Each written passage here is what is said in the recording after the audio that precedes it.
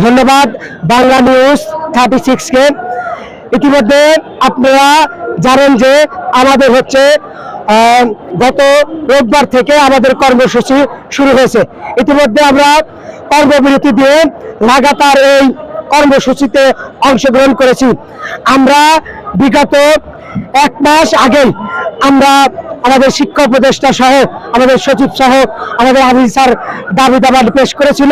তারা বলেছিল কত এমন ভাবে পারে, সেই হিসাবে আমাদের আজিজি স্যার আমাদের সদস্য সচিব ফোরামের উনি বলেছিলেন স্যার আমরা 20% বাড়ি ভাড়া এবং 65 টাকা হচ্ছে চিকিৎসা ভাতা এবং কর্মচারীদের 75% উচ্চ ভাতা, এটা তারা বলছে আমাদের কাছে দাবি করেন, এটা তো তাদেরই দাবি, আসলে আমাদের দাবি না।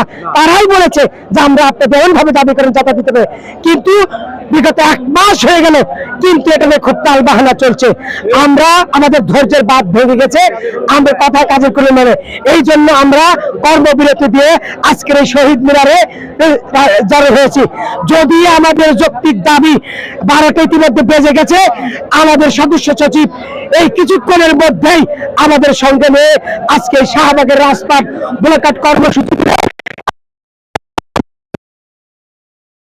রক্তপাত হয় তা আমরা প্রজ্ঞাপন না নিয়ে ঘরে ফিরে যাব না। আমরা শিক্ষকের সর্বাধ্য পরীক্ষা আছি, ইনশাল্লাহ আমাদের বিজয় হবেই হবে হবে ইনশাল্লাহ। ধন্যবাদ।